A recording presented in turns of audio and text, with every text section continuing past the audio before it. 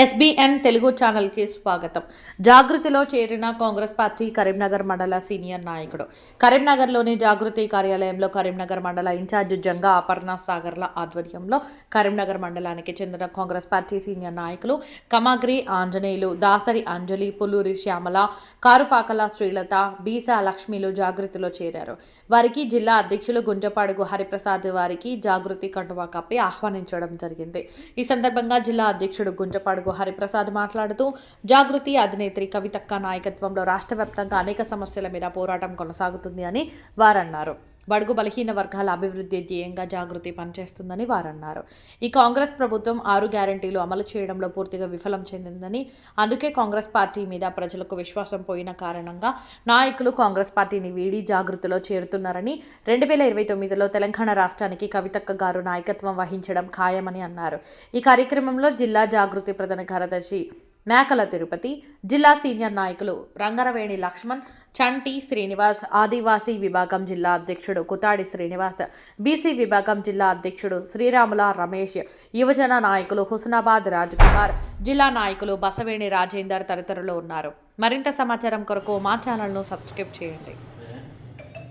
ఈరోజు కాంగ్రెస్ పార్టీ నుండి తెలంగాణ జాగృతిలోకి చేకూర్తి గ్రామ వాస్తవ్యులు కామాగ్రి ఆంజనేయులు గారు, అదేవిధంగా మహిళా నాయకురాలు, మొన్ననే సర్పంచ్గా పోటీ చేసి కొద్ది ఓట్లతో ఓడిపోయినటువంటి దాసరి అంజలి గారు, పుల్లూరి శ్యామల గారు, కారుపాకల శ్రీలత గారు, బీసా లక్ష్మి గారు, ఈరోజు వీళ్ళంతా కూడా కవితక్క నాయకత్వం పైన నమ్మకంతో మరి గత 2 నెలలుగా జనంబాట కార్యక్రమంలో కవితక్క ప్రజల సమస్యలు తెలుసుకుంటూ ఆ సమస్యల పరిష్కారం కోసం నిర్విరామంగా 2 నెలలుగా పనిచేస్తున్నటువంటి విధానాన్ని చూసిన తర్వాత వీరంతా కూడా వివిధ పార్టీల్లో పనిచేస్తున్నటువంటి నాయకులంతా కూడా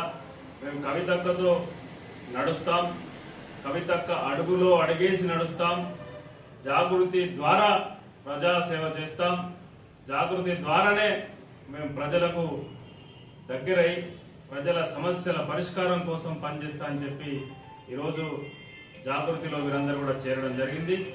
ఈరోజు జాగృతిలో చేరినటువంటి ఆంజనేయులు గారికి కానీ మిగతా మహిళా సోదరులు మనందరికీ కూడా ఈరోజు పేరు పేరున స్వాగతం సుస్వాగతం పలుకుతా ఉన్నాం. ఈరోజు కాంగ్రెస్ ప్రభుత్వం ఈరోజు మహిళలకు 2500 రూపాయలు ప్రతి నెల ఇస్తా అని చెప్పి మాట ఇచ్చి తప్పింది.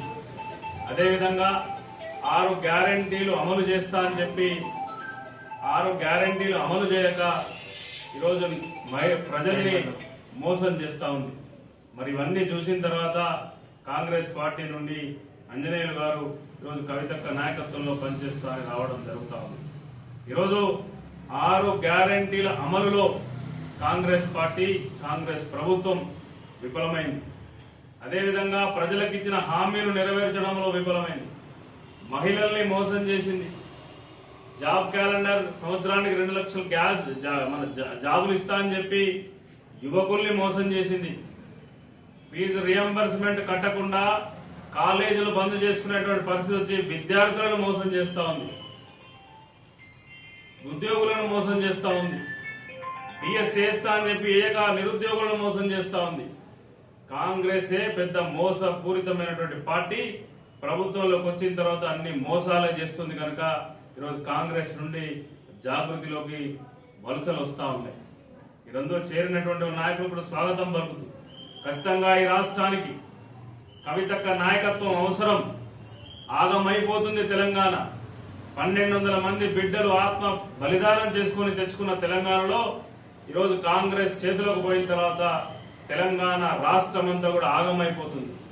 మరి ఈరోజు ఉద్యమాల నుంచి వచ్చినటువంటి నాయకురాలిగా, ప్రజల ఇబ్బందులు తెలిసిన నాయకురాలిగా, ప్రజల కష్టాలు తెలిసినటువంటి నాయకురాలిగా, ప్రజల యొక్క కష్టాలు నష్టాలు అన్ని తెలిసినటువంటి నాయకురాలుగా కవితక్క చేతిలోకి ఈ రాష్ట్రం పోతేనే తెలంగాణ రాష్ట్రం బాగుపడేటువంటి పరిస్థితి కనబడతా ఉంది.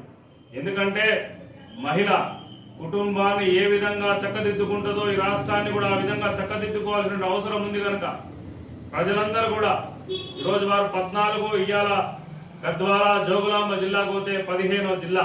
ఈ 15 జిల్లాలకు పోయినప్పుడు కూడా ప్రజలందరూ కూడా బ్రహ్మరథం బట్టి కష్టాలు చెప్పుకొని వారికి ఉన్న ఇబ్బందులు చెప్పుకుంటూ మీరు రావాలమ్మా, మీ ద్వారానే మా బతుకులు బాగుపడతాయని చెప్పి ఈరోజు రాష్ట్ర ప్రజలందరూ కూడా వారికి చెప్తున్నారంటేనే కవితక్క నాయకత్వం మీద ప్రజలకు ఏ విధమైనటువంటి విశ్వాసం ఉందో ఈ జనం బాట కార్యక్రమం ద్వారా మనకు తెలుస్తా ఉంది. ఇంకా 2 నెలల సమయం కవితక్క జనం బాట ఇంకా మిగతా జిల్లాలో పూర్తి చేసుకొని ఈ రాష్ట్రానికి ఒక దిక్చూసి లాంటి రాజకీయ పార్టీని కూడా ముందుకు తీసుకురాబోతున్నటువంటి మాట మనం వింటా ఉన్నాం వారి నోట. కవితక్క నాయకత్వం ఈ రాష్ట్రానికి వచ్చిన తర్వాత